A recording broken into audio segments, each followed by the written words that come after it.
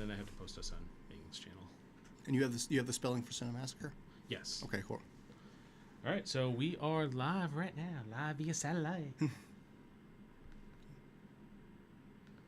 Just posting here. Mm-hmm.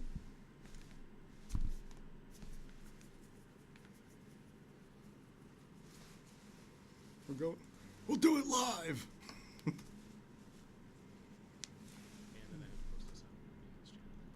You have the spelling Really? for Cinemassacre? Yes. Okay, cool. All right, so we are live right So now. we good to go? Live via satellite. Yeah, where's that coming from? That's my only problem now. 1, 2, 3. Oh, okay. Never mind. Okay. We're good. that was Pepcac error. yeah. Yeah. I mean, we're live right now if you want to start talking. Okay. Hey, how we doing, everybody? Scott Churchson here with FilmYAP. Alongside me is my magnificent co-host, JT McGuire. He is running some soundboard work today. We have a special guest coming on, the great, amazing, talented James Rolfe, aka the Angry Video Game Nerd. So we are not going to waste a lot of time with this. I want to respect his time because of how busy he is. So in a couple minutes, we're going to actually have him on, and he's going to be talking about AVGN, Monster Madness, Cinemassacre, Board Games, whatever he feels like, whatever makes him happy. We are going to run with that. So as soon as I get the okay and the thumbs up, we'll get that going. But thank you guys for being here. Thank you for the support. We've gotten some good number of views on SoundCloud, so I'm very excited by that for what's more or less a fledgling podcast. And so yeah, thank you to you guys. As far as James, whatever questions you've got, whatever we can do, we're here to talk about it. I do actually have something that any AVGN fan would actually be interested in. I'm probably going to show James this. Where we record this in Eatontown for Ming and Mike's studio, they have an unopened copy of E.T. And in my case, I am old enough to actually remember when E.T. caused Atari to crash. Because it was E.T. that had to be created in 5 weeks, and the Pac-Man game, which single-handedly between the two, crushed the only video game that was actually out there that was owning the market. So E.T. was not actually that bad a game in my mind, but the level of expectation was so high that there's no way it could have made it, especially for something that had to be done in 5 weeks, literally. So we're going to be talking about that a little bit. Whatever you guys want to talk about, whatever we want to talk about, we are going to make this work. So real quick, how we doing? We are doing good. We're gonna call right now. All right. The next sound you hear will be the sound of Skype. Do do do do do Do do do do do do do. Actually, probably need elevator music. Dee dee dee dee dee dee dee. The girl from Ipanema. For some reason, I can't get these cameras to be on the Skype, so basically he's going to have to look at my ugly mug for this. It's fine. Podcast. It's all right. We'll make it work. But hey, listen, it's when we get them on. So, 1, 2, 3, 4, 5, 6. United States, Canada, Mexico, Panama, Haiti, Jamaica, Peru, Republic, Dominican, Cuba, Caribbean, Greenland, El Salvador, Puerto Rico, Colombia, Venezuela. Boo, boo, boo. Use the Skype as we play. Hello. James. Hey, how you doing? Good, man. How you doing? Scott Churchson over here with FilmYAP, JT McGuire too. So. Oh, cool. Nice. Thanks, man. So yeah, appreciate you being on. Looking forward to this for a few weeks now, and I know with your schedule it's a little tough. But yeah, thank you, man. I appreciate it. Oh, sure. Yeah, and thanks for being a fan for so many years. I was just digging back through a lot of your old emails, and there's so many that I didn't respond to. So sorry about that. It's okay. I mean, with this, like I said, as busy as you are, AVGN, Cinemassacre, and a family on top of it. I get it, but it's funny because you and I actually, I think, go back to late 2010. The first time I met you was at Digital Press in Clifton. Yeah, it was 2010. Yeah, way back, and I think you had a long ass line of people, waiting around the block for 3 hours to be able to say hi to you. Yeah. Yeah. God, I remember that was that was a long one. That was a long signing. Yes, and I was the really weird guy that gave you a resume because I had just started in the industry and you had the AVGN movie. But my resume didn't have crap on it, so there was no point for you to actually even bother to look at it. But yeah, and as you remind me, your wild skills with your fingers too. Yeah, put me on America's Got Talent and other random useless things, for my 15 milliseconds of fame. I do need to half apologize to you on something. Ming is currently in Washington State right now. Oh, okay. He was supposed to actually have a flight out yesterday. His flight got canceled, so he is still stuck somewhere in the Pacific Northwest, or if he got a flight, maybe he's in Nevada or Oklahoma at this point. Oh, is it snow? I don't know what it was, but I got a message from Mike Zapsik this morning. He's like, yeah, he's stuck there. So you guys may have to do this on your own. So, again, I do apologize for that. Oh, yeah. Send my regards. Yeah, definitely. Big fan. Yeah, no, definitely. I know he remoted in. He helped out to get everything set up today, so I'm grateful for that. But I do have, honestly, AVGN has been a huge part of my life. I remember coming across you with LJN. Back to the Future was the first video of yours I ever saw. And having played that game, having owned that game, I understand the pain and the angst that you had, and I just took to you immediately. And oh, cool. Yeah, and it's funny because that goes back so many years at this point.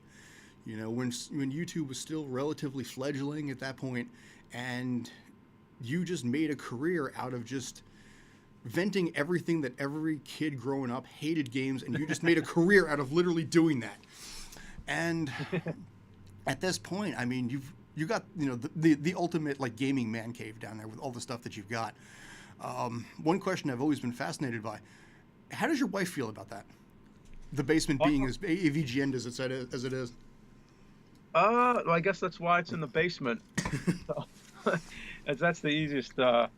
Because it's like, if it's, as long as it's not like intruding on like the entire house, it's like it's not a problem. So I've been able to isolate, work and family, and like personal hobbies. So it's kind of like I have everything sort of isolated in their own compartments, like hobby and work are like together.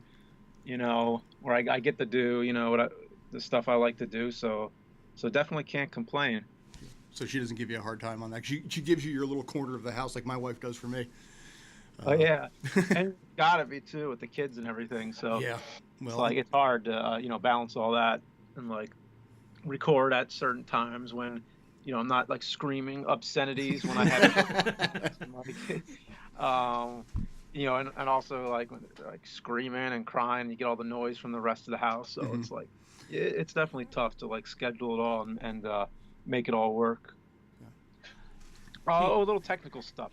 First of all, you want my camera on? I could try to do that here. Yes, I was actually just about to ask that. All right, yeah. Steve, can you give me the introductions again really quick? All right. Scott, you're the one off camera, correct? Yeah. I'm on. Unfortunately, we couldn't get Scott. Scott's ugly mug on. We're experiencing technical difficulties. We apologize for any inconvenience. And what's your name again? I'm JT. Oh, JT, okay. JT is with the Brightside Tavern Film Festival, where Shooting Clerks aired a bunch of times. So nice. Yeah, so some of the emails you and I sent back and forth were for the screenings for the Brightside Tavern and Shooting Clerks being there, the Chris Downey film. JT was a huge part of all that. Yeah, I just saw him on Comic Book Man just the other night. That was awesome. Yes. It was really, really cool with that. I remember that day because actually that was the day Kevin got the key to the city. So. Oh, cool. Yeah, so that was a huge deal. So Kevin was there, Jay was there, and everybody. And they showed the episode where Kevin saw Shooting Clerks for the first time. And great. Yeah, and it was real. It was amazing to watch him react like that. And it was cool that you guys were involved. I know Chris and I have talked about getting you and Mike in there, and he literally just kind of just asked you, he's like, "Are you willing to do it?" And you said, "Okay." I keep forgetting I'm in it. Yeah, that's right. As simple as that was. Yeah. What was the date again? Because I'm trying to remember where I was at that time. Wow, I don't remember offhand because he had a couple of screenings over in Jersey City. Last year. Was it around this time last year, I believe? Maybe February? It might be. I'd have to look it up. Was it? It might have been, but there are so I many remember my wife was either just about to give birth or had just given birth. Sure. It was like one or the other, where it was kind of like we could maybe make it, but it was just like things are too stressful. And but yeah, I wish I could have been there because that sounds amazing. It was a good turnout. But no, in that case, obviously, childbirth is definitely a priority over screening for, you know, someplace 75 miles away from you or whatever it happens to be. But yeah, I mean, you and Mike have been running, you know, Angry Video Game Nerd, Cinemassacre, and everything else for, you know, for well over 12 years at this point. It's such a cool thing sometimes, because I think, you know, the two of you guys have a good partnership and everything. But how did you guys meet in the first place? I've always wondered that one a little bit. It was in college. Okay. It was I was thinking if I abbreviate the story or like tell the whole story. I'm just thinking as long as you want. I don't care. Yeah, because I was friends with a friend who was friends with his roommate, and basically ended up at a party with them. It was the same night I met Ozzy Osbourne, which was interesting. He was doing a CD store signing in Philly when his new album came out, Down to Earth, in 2001. And I remember I was trying to track down my one friend because I had the Polaroid. I think it was the last Polaroid picture I ever got. Wow. So I'm like trying to show him, hey, I got the picture with Ozzy, and like I go to the party with him, and then I ended up drinking like a lethal amount of vodka, and which I should not have survived, but thankfully I did. It was just really, really stupid. You know, you do stupid shit in college. Yeah. And then I came back later because first of all, I left my picture. The photograph was in his apartment still, Mike's apartment. So I come back, and I also wanted to just like apologize, like, oh, I'm sorry, I think I like puked on your floor or something. And he's like, that's okay, that's okay. And then I'm like, he's like, oh yeah, I got your picture over here. And like he goes into his room to get it, and as he opens the door, I see he's got like a room just full of like all these obscure video game consoles I've heard about but never actually seen in person. Like he's got the 3DO, all the different Ataris, like the 5200, the 7800, the Jaguar, and I'm like, dude, nobody has the Jaguar. And he's like, oh yeah, I don't know, you want to play some NES or something? I'm like no, I want to play some Jag. And then probably like a couple weeks later, I needed somebody to star in a film, and it was about a shit monster that comes out of a toilet and eats people. So I'm like, hey Mike, I need somebody to get covered in shit. And he's like, fuck it, I'll do it. So basically that's how this whole thing started, is me puking on his floor, covering him in shit, and it hasn't changed since. But you know what? You start at that level, you can only kind of go up from there pretty much. Yeah. But okay, good on you. But I gotta say, he's an amazing artist too. I've watched some of his drawings and everything. I'm jealous a little bit because my stick figures come out bad. Oh, okay. But my stick figures come out bad. Oh yeah, garbage. I think what that means. They're terrible, you know. But no, I've always been impressed with the two of you guys with that. I was going back and just kind of reviewing some stuff this morning, rewatching. You know, you and I talked via email about Mad World. Yeah. It's such a classic that I don't think a lot of people nowadays appreciate, because it was more or less revolutionary for its time to have that many cameos and that many people involved. Yeah. You know, I mean, a bunch of years later, they had that movie Rat Race that was sort of like kind of in the same way, but it didn't capture the same feel that Mad World did. So it was really cool that, like I said, you addressed this, I think maybe more as a personal passion project. Oh yeah, else, the one where I went to the Big W, what was left of it at the time. Which at this point is more like just a big eye. Yeah, I mean, now it's nothing, apparently. I've seen that apparently like there's new owners and they just leveled the whole thing. Like not only took out that, but took out every palm tree around it. Okay. Like basically like bulldozed the whole property.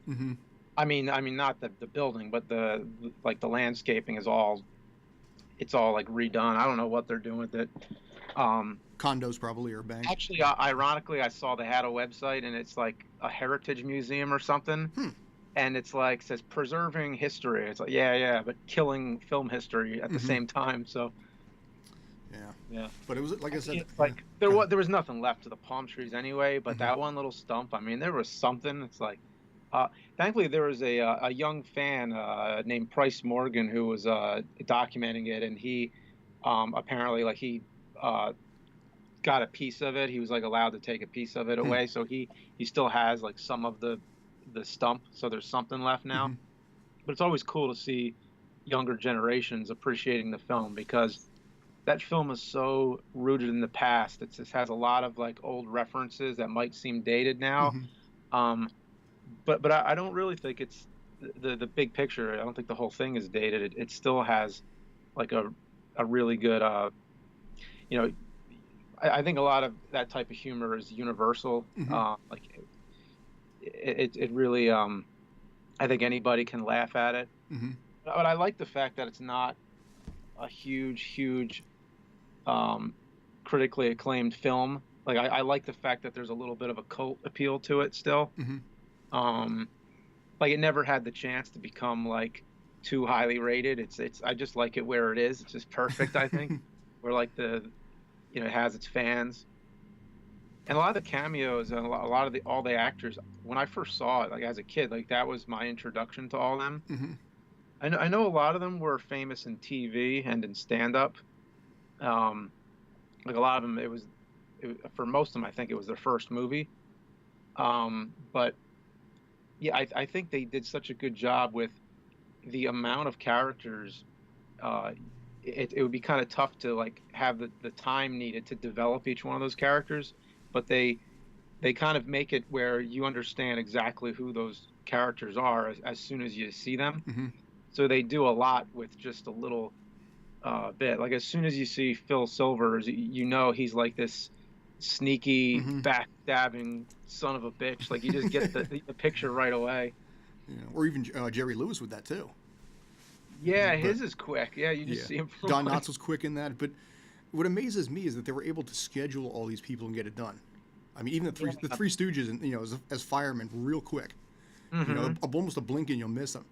But Yeah. that's what makes it really cool. Where you're like, oh, okay. You start picking up new people that you don't expect to see. And I Hmm. think at that time that was a revolutionary thing. Now Yeah. now I think you almost expect to see. It's like, okay, they introduce a new character, and then suddenly Will Ferrell pops up walking down the stairs, like he did in Wedding Crashers. But you Yeah. kind of know that stuff's coming. But at the time, it was new, and that's where I think it worked so well in so many different ways. Plus, obviously, that's where you learn the term "kick the bucket." Yeah, that's right. Yeah, I never thought of it that way. It might be the first like cameo movie, Hmm.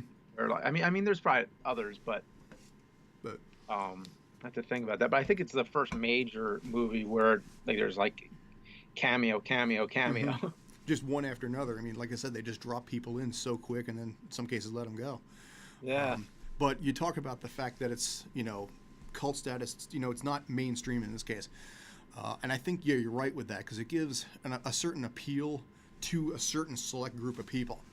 And it's not something like that everybody knows about, but you kind of feel like it's your own a little bit that way. Yeah. I don't Um, know, there's something about it. It's so bright and colorful.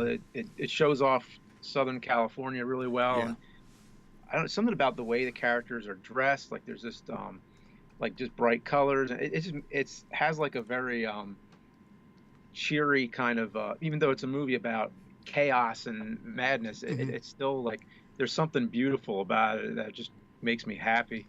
It's also just it's clean humor too. I think a little bit, and that helps some. But uh, Yeah. but but it's yeah, like I said, it has a certain charm. I mean, my father had me watch that when I was a kid. The Russians Are Coming. Movies like that, both having Jonathan Winters in this case. Um, Mhm. but it's also funny because he introduced me to really bad horror films. And I was watching some of the other things that you had today, that you had previously. I was watching this morning, The Giant Claw, Robot Monster, and all of these just horrifically awful black and white horror films from the 50s and early 60s. And I Mhm. love the fact that you review them. No one's going to really appreciate it, unless you've actually seen them.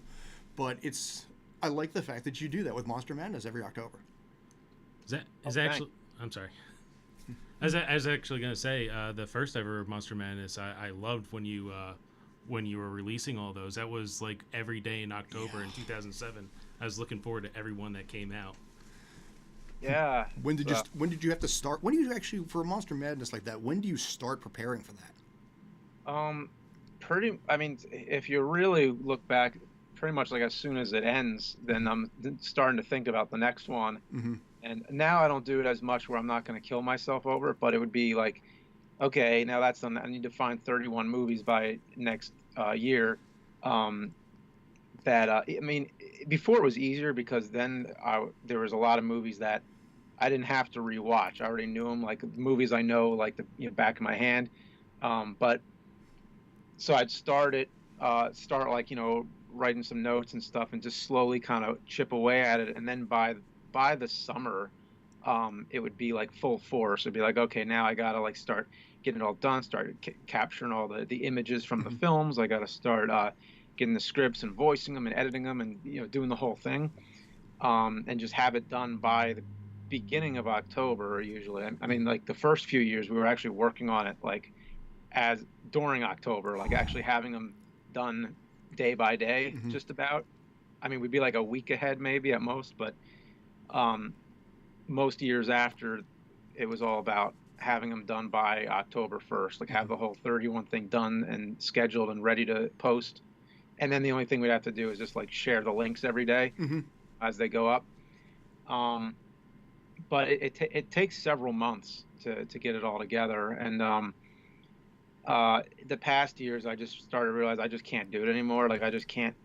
I've made it through most of the movies that I know really well. So now it's kind of like I have to watch more.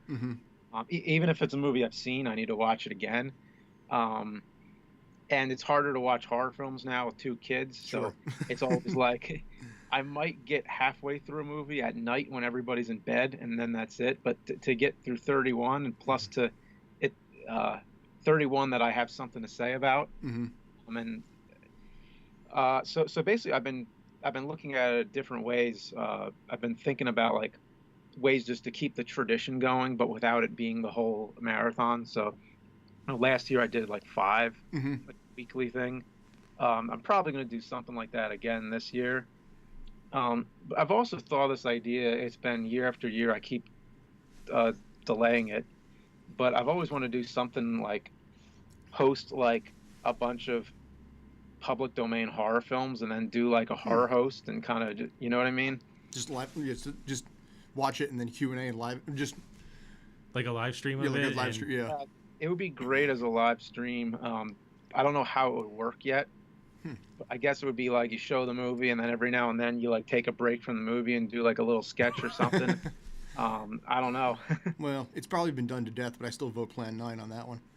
Oh yeah. Robot Monster though, I think that or like I said, Giant Claw. Crawling Eye would be another one possibly as well. Yeah, I mean Giant Claw is not public domain, but it's not. Okay. Crawling Eye, I'm not sure, probably not. I know Robot Monster is public domain. Yeah, see that's classic right there. Yeah, and Plan 9 is like, I think it's public domain. It's like debatably. Well, the original one, not the one that you were in, the remake. Oh yeah. It's still debatable. It's like, there's a guy named Wade Williams, I think, who was claiming ownership of it for a while. But I'm not sure. But yeah, that's one of my favorite, bad movies. Even watch the riff track on that. I'm sorry, go ahead, Jay. Well, I was going to say, while we're speaking about horror a little bit, what brought about the idea for Polybus, your horror special from this year? I didn't hear anything about that game until the past year. A fan brought to me a artwork he did about all these.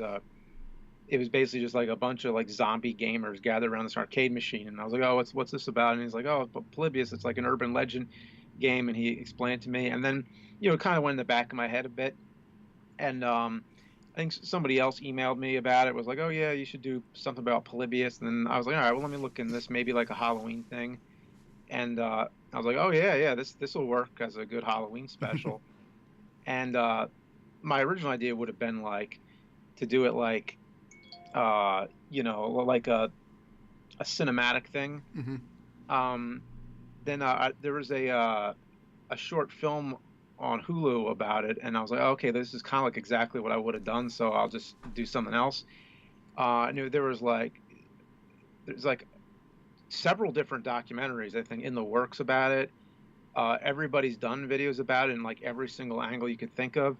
So I was like, all right, well, what's the only thing that hasn't been done? And the only thing that hasn't been done is somebody to actually play the game and kind of document their own mental deterioration of it as they're playing it.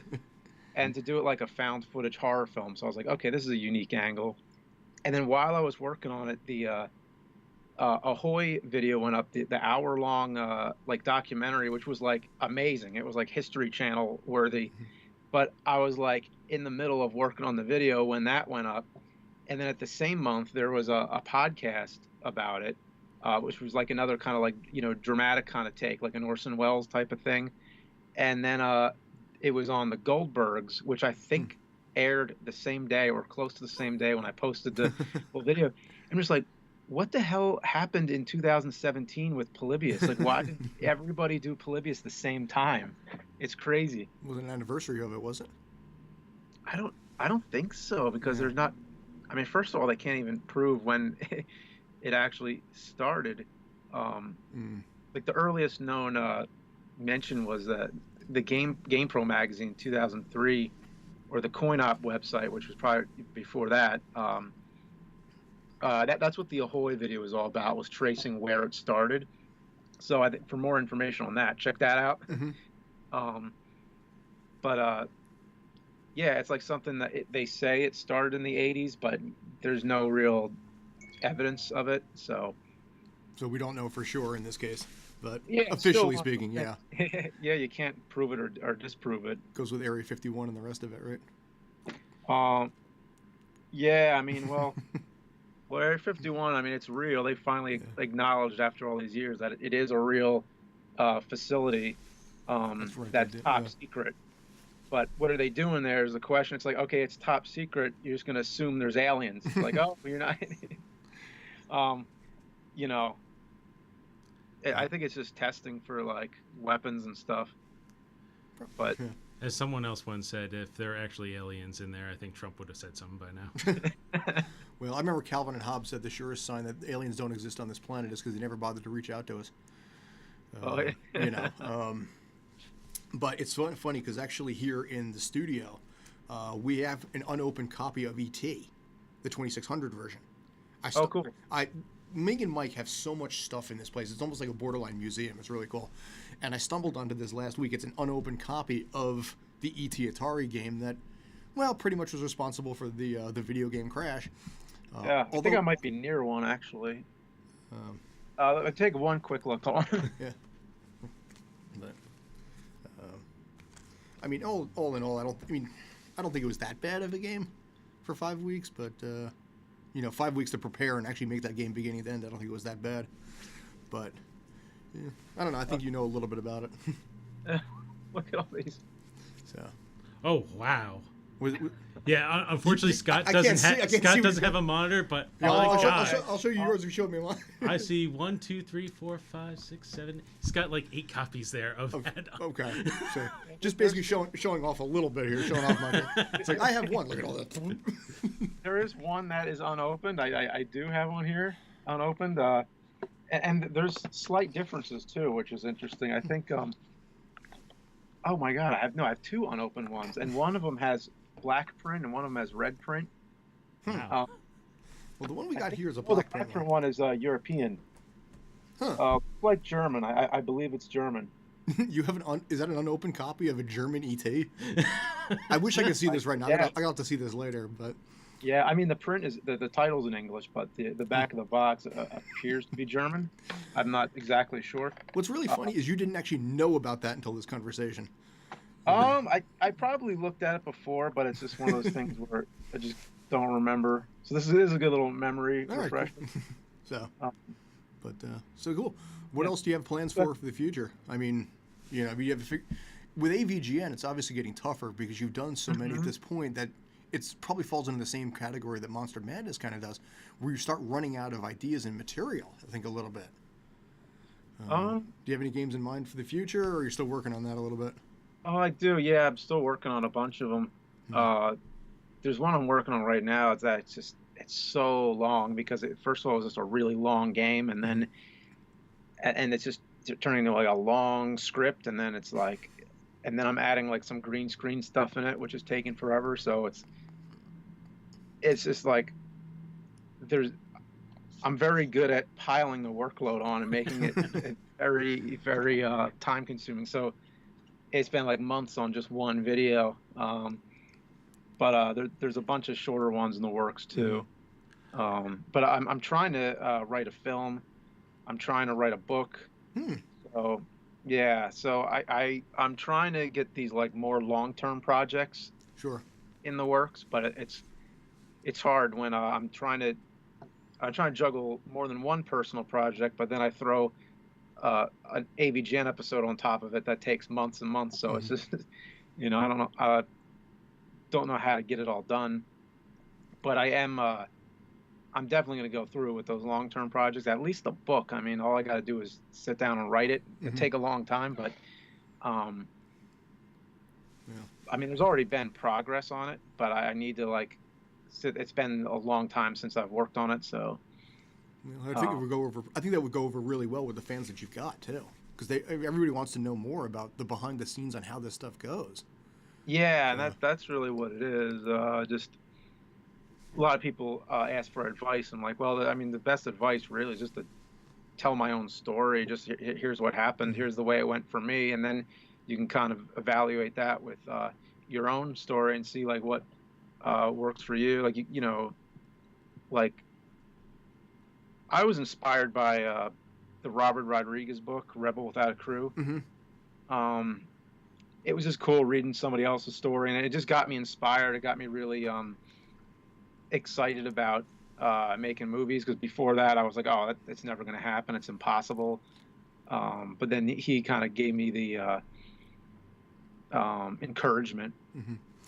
Did you ever really deal with any kind of obstacles when it comes to stuff like this? I mean, people, naysayers saying it's never going to work, give up, that kind of thing. I mean, did you deal with that? How did you take it, and how did you overcome it?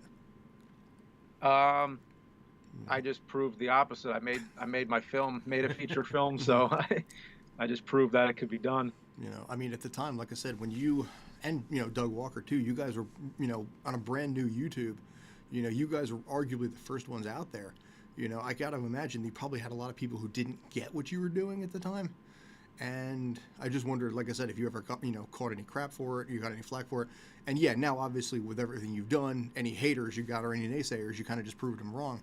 But it's always funny when you launch something brand new, everybody, is smart enough to tell you you're going to fail. And I just wondered if that was something you had encountered in any way. Okay, like the beginning of the Nerd, like. Yeah, like back in way back in the beginning of it. It seemed like it just went better than I thought it would, because it wasn't something I was expecting to like take off. Like it was just sort of like a little joke kind of thing. And I didn't realize so many other people, remembered these games or were interested in them. And also that it was a character. I think at first, which may have been the best thing I did, was that I actually convinced some people, I think, that it was a real person. Like it wasn't, it was what it is. Like it was just a guy, like a nerd talking to the camera, and then looking back, I was like, oh, well, that was really an accomplishment then, if they thought it was real. So, but I think people get it now. Like everybody kind of gets that it's an act, it's a show. But I don't know. I always think, like, what if I took it farther? What if I really tried to fool them more with it? But try to pull Andy Kaufman there. Yeah, right. Yeah, but I like being transparent too. I like being just me. So it's kind of like, I don't see it being like Sacha Baron Cohen. Like he does characters, but he'll go really far with it. Like he'll go in public and be the character. Like I don't think the Nerd was ever really meant to be like that. But there was one point where we almost thought about it, because when I say we, I mean it was me and Screw Attack. We went to a Game Trailers meeting in LA, and I don't know, we flew all the way there to do an interview. I'm trying to think back what the whole reason was, but I guess that was it. We just went there for like this interview for their channel, and during the interview, it was the first time that the Nerd was ever in public or like outside of the videos. Like it was kind of like in a different setting. And so what I tried to do in the interview was just continue to be angry throughout the interview and basically be a jerk. And I don't know, maybe it was a little funny, but I just didn't think it worked. But I remember everybody was encouraging me, like, you got to be angry, James, keep it up, like keep the anger going. And after it was done, I was like, this just isn't working. Like it's meant to be, the nerd's supposed to be angry when he's playing a video game. It just doesn't work when you're like taking it out on people for no reason. So So no Daniel Day-Lewis kind of a thing where you get into such a zone that basically everyone has to call you angry. Call you angry video game nerd and not James. Okay, he's like a character actor. Well, Daniel Day-Lewis, with Lincoln and all the other things he does, he gets into such a zone that everybody has to call him, for example, Mr. Lincoln. They spent 3 months, calling him Mr. Lincoln on set, and not even Daniel anymore. He just retired recently. Jim Carrey playing Andy Kaufman. Yeah. Man, did you see that Netflix documentary? My wife has. I haven't yet, but I do want to take a look at that. I did read a lot of behind the scenes on how he really got into character for that. It's amazing. Like it's really like it makes you question like how far it is acting still acting, or when does it actually become like you're no longer acting, like you're the person. Like he really just became Andy Kaufman, and it's just wow. I know a lot of the cast of Taxi because they had cameos in Man on the Moon. They really were shocked at just how in character he was. On and off camera. I mean, Judd Hirsch, Danny DeVito, they were talking about how weird and a little bit uncomfortable it felt because he was just channeling that guy all the way through. But that's also a testament of a really good method actor there, too. Yeah, definitely method. It was, like, there are parts in it where it's just like, geez, like he went way too far. And the thing is, Jim Carrey's usually playing fictional characters, but this was, I think it's the only time where he played, I could be wrong, but I think it was the only time where he played a real life person. And the only way he knew how to do that, he was like, well, I have to do everything that person would have done. And that was just how he saw it. Well, I think also up until that point, he was known really for comedy. Obviously Ace Ventura, The Mask, Dumb and Dumber, even Cable Guy. So people saw him as that guy, and then suddenly he's channeling Andy Kaufman, and in more of a comedy drama, if you will. And I don't know how well the audience took to it because of their preconceived notions. Yeah. And by the way, Jim and Andy, that's the title for anyone. Go check it out. Need a little sound for Netflix there. Dun, dun. Yeah, no, yeah. Oh, yeah, little plug. Every time you hear a T-Mobile commercial, you keep hearing it now too. Oh, really? Yeah, because there's some kind of a partnership going on there. Oh. But cool. I don't know. Anything else you want to add, or anything else you want to talk about? And no, not at the top of my head. Shape of Water last night, Best Picture. Yep. So, monster movies are in. Apparently, yeah. Love stories between women and fish. Me and Scott were actually on another podcast recently talking about Oscars, and I think I straight out said, like, yeah, that's not going to win. It's a science fiction film. They never win Best Actor. Yeah, what did you predict on that? Not that one. Okay. In case anybody's wondering, I liked it, by the way, Shape of Water. It was good. I mean, it was such a shocker for Best Picture, but it was a good movie. I was a little surprised by that one, too. I'm glad. I mean, I'm glad they picked a monster movie for once. And Del Toro and getting the best director there. It's like well deserved. And I don't know what is going on, but I've heard different things about that. They wanted him to do the Dark Universe movies, the revivals of all the monsters. The one and done that basically has been done there at this point. Yeah, but if they were to get somebody, I mean, Del Toro would be the man to do it. So I would definitely hope that something like that would happen. I mean, I know he did. What else has he done that's closest to that? Yeah, I'm trying to think about this too. That Del Toro's done in that. I'm almost gonna say he did the Wolfman, and I caught myself. That was Benicio Del Toro. He was the star. A different Del Toro. Wrong Del Toro in this case. Yeah. Technically, did Vampires with Blade. Technically. True. But in the horror arena, I did want to mention Lloyd Kaufman Says Hi. Oh, cool. Yeah. Yeah. I just saw him last Thursday. Okay. Yeah, we I was at the premiere, the Philly premiere of Nukem High 2, Mm-hmm. Nukem High Volume 2. He is remarkably grateful for you for being on his show. Oh, cool. Also because of how much traffic being on your show drew to Trauma. Oh, nice. Yeah, he's like, people that originally hadn't heard of a Toxic Avenger and everything are flooding there, buying the DVDs, just because he was, you guys were playing Toxic Crusaders, which I had the action figures as a kid, which dates me, I think, a little bit there. But, yeah, Oh, no, nice. he sends his best. Oh, cool. Yeah, that's the first time hearing about something like that firsthand, where talking about a franchise or talking about something and then it actually driving more people to go to it. Because I mean, I know like I'll talk about something like Godzilla films, and people will write me and say, "Oh, you got me into Godzilla," Hmm. whatever. But this is the first time hearing it from like a creator, from somebody who's actually, you know, the creator of that franchise. So And an icon in a lot of ways, too. Very nice guy. Such a personable guy, too. yeah, definitely. You know, Mhm. Oh, and the new film, it's as crazy as you'd expect. It's it's totally wild. I can't say I'm surprised with that, knowing how he is and how any trauma film pretty much is. But, Yeah. cool. Yeah, no, I appreciate. Listen, I know you've been busy with everything like that. I know, you got a lot going on, so I absolutely appreciate the time, James. I absolutely do. Oh, sure. Yeah, yeah. You know, Yeah, thanks for all the years, all the support. oh yeah. One of the things that I did say, and I want to close on this, I think, Hmm. is, and I said this to Nathan Barnott. I know Nathan and you collaborated before. Is Mm. never underestimate the power of laughter when you need it the most. And Oh, cool. you Yeah. you were a huge impact on me in a period back in 2008 and 9 when I desperately needed it. So I'm very grateful for the fact that I could just pull it up on YouTube after a really crummy day and just laugh my ass off. Because like I said, when you need it most, you get something like that. It sticks with you. Oh, cool. Well, So thank you. yeah, no, thank you. So here's to another 10 years, 15 years, or whatever it's going to be. So Yeah.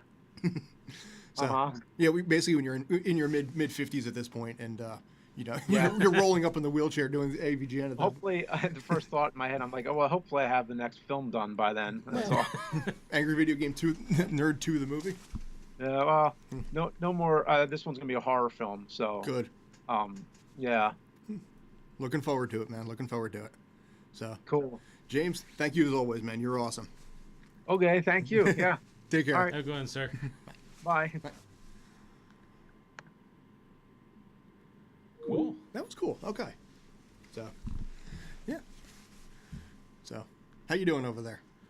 Doing good. I'm. Now watch all the viewerships go right down the toilet. It's like I don't want to hear those two assholes. I want to hear him. No, I just love every time we have a guest on, I instantly become a mute. And with James, too, it's like I have so many questions. And at the end, I'm like, I know. Even well, better is the fact that you're talking to him and he's looking at my mug. And I'm just like, You're just sitting there just doing well, in this case, like I said, on the live stream, it probably came out okay. But no, it's really cool. It's a small world, I think, in a lot of ways, too. yeah, it's. Again, I didn't get to say too much, but I really do. Like James was kind of an inspiration to me as well with the fact. Actually, I was going to bring up because he was bringing up Robert Rodriguez and his book being a big inspiration. One of mine personally was, strangely enough, do you ever hear the Snowball Effect? Yes. That was the big inspiration to me. That came out in 2004 when I started wanting to become a filmmaker. It's just kind of funny now how that is pretty much the basis of Shooting Clerks, which Yeah. he was in and such. But yeah, it's funny again how everything just ties together. Him with Shooting Clerks, us with Hang On to Your Shorts and Brightside and everything, and here with Ming and Mike wherever. Well, Mike's at the Mike's at the stash right now. Ming is probably Somewhere. 30,000 feet in the air someplace. But no, that was really cool. I'm jonesed about that. Nice guy too. Like I said, I haven't really talked to him in about 7 years. We've swapped emails and everything, but I know you met him at MagFest. We didn't even bring that up. I'm sorry about that. No, we didn't. I don't think I wanted to really bring it up. It's like, hey, James, remember that time I took a really blurry picture with you 3 times? It's funny. I did that with Brian O'Halloran at Brightside one day. Really? Me, Rob, and Brian. Brian O'Halloran playing Dante in the Clerks movies, and I couldn't get the phone to work. So I'm sitting there, and it's failing, and it's failing, and it's failing. And it took about 25 seconds to get it. And Brian was patient, I think, more than I probably deserved to get this one picture. And I blinked. And so did Rob. Robin and I just both blinked, and you're just like, eh. You know, and it was just like, all right, I'm done. We're done. Let's not chew up this guy's time anymore. Well, with me, and I didn't want to bore James with the story while he was on, but Are you gonna bore me with the story? Yeah, I'll bore you with the story. Cool. I'll bore our fans with the story. Basically, at MacFest 2014, he did a podcast, or he did a panel called Filmmaking 101 with Eddie LeBron. Mm-hmm. And right after the panel, he was heading out, and I wanted to catch a picture with him.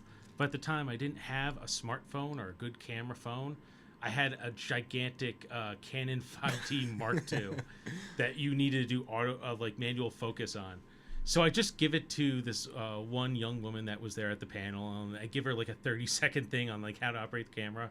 It's like, all right, and I asked James. James like, yeah, sure. So we take a picture together. He smiles, I smile. She takes a picture, and you've seen the picture. Mm-hmm. It's just blurry as hell. You can make him out, but you're kind of it's like you're behind a mirror, in a foggy mirror there. Yeah, as one of my friends and collaborators likes to say, like, at least you can tell it's James. Exactly. There you go. So it's all good. But yeah, he was, like I said, a big deal to me. You know, people like him, Doug Walker, Nathan Barnott I mentioned, you know, who plays Keith Apicary and a bunch of other roles. Huge influences on me because of the fact that when I needed the laughter, they were always there. Mm-hmm. And they, like I said, you can't underestimate that. With me to a certain degree, you follow this path more than me. I'm like, again, I'm the mute behind the board right now. The power behind the throne in this case.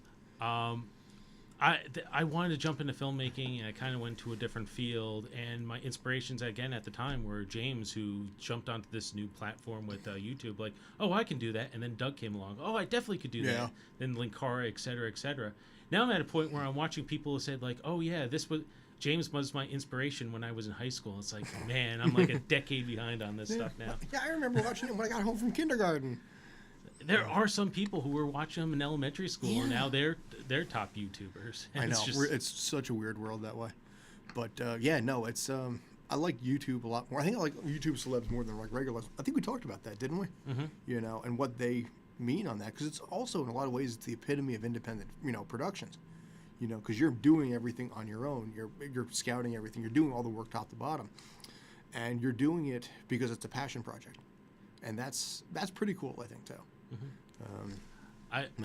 I'll bring this up, and not to leave on any type of downers, but just because we are talking about YouTube, a company named Bloomberg, they actually did an article recently on YouTubers and saying like, unless you make it to top 3%, you're only making around $16,000 a year. Interesting. It's kind of an interesting article on like if you're looking at it as a career though. Well, they looked at you know, they changed the ad revenue on that, because I think it used to be at one point, I remember hearing a story that it was like $3 for every 1,000 views that you got, and then it became like $1 to $1.50, and I'm not even sure what it is now. It's probably less than that. So yeah, it's gotten a lot tougher as, you know, the bigger people out there, you know, the PewDiePies, the Fine Brothers, Jacksepticeye, as they're getting into the dozens of millions of subscribers there, that, you know, the brand new podunk person who's just getting out of the gate, it's really tough. And even then, they're not making that much off the YouTube ad revenue. They're making more money off of the sponsorships they get from that. Sure. So I think Philip DeFranco was a person I definitely took on for that, where he said, like, if you want to make this a living, and the reason I'm talking about this isn't to really make a downer. We are talking about YouTube and the inspiration stuff. Mm-hmm. I'm just saying, if this is something you're looking to do, don't rely fully on the YouTube revenue. Think about some of the other things out there too. Think a little bit about business. Cross promotion. Yeah. I think it was, I could be wrong about this, I think it was Ron Stewart who said rock and roll is a fun business, but it's a business. Mm-hmm. And it's just something you always keep in mind. That's one of the things that I find, that business side, that's what I find interesting about the acting industry too. Because you get some people that go to acting school, and they are so good at the Strasberg, the Meisner, and all this kind of technique stuff. We mentioned method acting, Daniel Day-Lewis, but there's a business side to it as well. You could be the greatest one in the world, but if nobody knows who you are, someone told me, I think a few months back, it's not about who you know, it's about who knows you. Mm-hmm. And if nobody knows you, then what are you doing? So in this case here, this is our chance to expand and grow, I guess. Yeah. But no, it's been fun that way. I'm having fun with doing all this kind of stuff. We had a couple of hiccups here and there, but I like doing this. And I was trying to look for something to add on to what I was doing, and this has been working out pretty well so far. So thanks to all you guys on that. Yeah, and not to be kiss ass. We'll send you. I'll send me a bill. And not to be kiss ass to you, but thank you again for inviting me to be a part of the show and everything. Well, I charge by the hour. I charge by the hour, so it's not so bad. Yeah. Can I pay you later? That's fine. I owe you. Yeah, that's fine. No, it's all good. But no, I mean, it's been fun. Like I said, it's been a good blast for the last 6 weeks. Robin is actually working right now, which is why she's not here. But she's taken to this as well, because I think she's enjoying the producerial capacity that she's in. And it's been cool. I mean, like I said, I would love to have Ming in here for this, but, shit happens, as the saying goes. But yeah, whatever ideas you got, whatever you want to know, whatever we can help you with, let us know. Let's see. What do we got, if anything? I'm not as fast of a reader, unfortunately. That's fine. But any random hate in there that we can respond to? You guys suck. Nope, just a lot of love for James. Oh, well, that's understandable. but like I said, and katanas. Yeah, well, Yes. the scene on your side. Yeah, I have behind. What do I have behind me? I got Mystery Science Theater over here. There's this badass picture over here with Ming next to Chris Evans, Chris Helmsworth, and Tom Hiddleston. There's the picture of the four of them here. There's a lot, like I said, there's a lot of cool crap here. Yeah. At some point, we should just do a video like just inspecting the entire studio. Probably here. should. We've got some other stuff. I got to go to my parents' storage unit because I have an old Rob the Robot from 1987, I think it was. A like on it. So there's other toys that we need to bring in here. But yeah, so yeah, James's love is well deserved on that, and I'm grateful that he was on. So, anything else? I'm spent. I think so. Yeah, too. It's been so. I'm spent saying nothing. So, but yeah, we may wrap it up here, I think. Thanks to all of you. We will be back on our regular time slot next Thursday at 5 p.m. Eastern, 2 p.m. Pacific. If I say next Thursday, I mean next week, not this week. Yes. Basically, today is what, the 5th or something? Yes. So whatever that come out to be, the 15th, I think. Mm-hmm. We're locking down a guest right now. We're working on some stuff. That's Robin's department, so I'll find out more about what's going on there. And then we'll keep you guys posted. But thanks as always. You'll find us on SoundCloud, FilmYAP SoundCloud, Gmail, FilmYAP podcast at gmail.com, Twitter, Facebook. I'm Scott Churchson. Like I said, you Google me, you find me. Send compliments, complaints, thoughts, anything you got. Death threats. Death threat. Have I gotten a death threat? No. I've gotten hate though. See, it'll be something new. Well, it's funny. Right after I did America's Got Talent, now it's okay, but at the time, it's pretty rough psychologically when you have 11 million people that realize how much you suck at life. I remember specifically, I had somebody from Edmonton, Alberta, Canada, where everybody's supposed to be nice and friendly, deliberately try and find me to troll me, to tell me how much of a sucky over the hill hack I was, But that's what you deal with in this industry, and it's your ability to be able to handle stuff like that and be cool with it. That's why you see, like, Jimmy Kimmel, I think, does mean tweets sent to celebrities, where they sit there and read, like John Krasinski, like, your ears suck, But no, I mean, send whatever you want. We'll welcome gifts too, money if you got it. Bring money. Yes, the little green bills. We'll take some of those too. I think Soupy Sales got in trouble for that years ago. He had a kid show. And he's like, kids, go into your mommy and daddy's wallet and mail me the little green paper that's in there. And they did. The kids actually did. He got in a huge. I think it was Soupy Sale. He got in a ridiculous amount of trouble because all these kids that were devout fans just blindly did it. And I think he took the money and donated it to charity. But we, on the other hand, will gracefully take whatever you're willing to offer in that case there. What was the one years ago? And one of the few times we'll swear on this podcast, the one where the guy went thinking he was off the air. That should cover. That should hold the little bastards. Somebody did that? Yeah, it was like a kid show years ago, and he thought he was off the air, and it was still a live mic, and over the air, over the radio, he goes, "That should hold the little bastards." I didn't know about that one. This is before either one of us were born. I can't think of who. I'd have to look that up. My father would probably know. When it comes to anything TV 40s, 50s, and 60s, he knows the inside and out. And like I said, in this case, he passed a lot of that on to me with bad horror films, Mad World. The Russians Are Coming, and all these classic films from that era. So, yeah, it was a huge part of that, and also like John Wayne films, because he's huge into John Wayne. I didn't want to say this while we had James live on the air but I admittedly I have not yet seen It's a Mad, Mad, Mad, Mad World. Damn you! I'm gonna throw a pencil at you over here. No. It's like I said, it's a classic film because it was so new at the time. I mean, it's a long film. It's 3+ hours on there, but it centers around a guy who dies, but right before he dies, talks about the fact that there's $250,000 sitting underneath a big W, and then just dies, and nobody knows exactly what that means.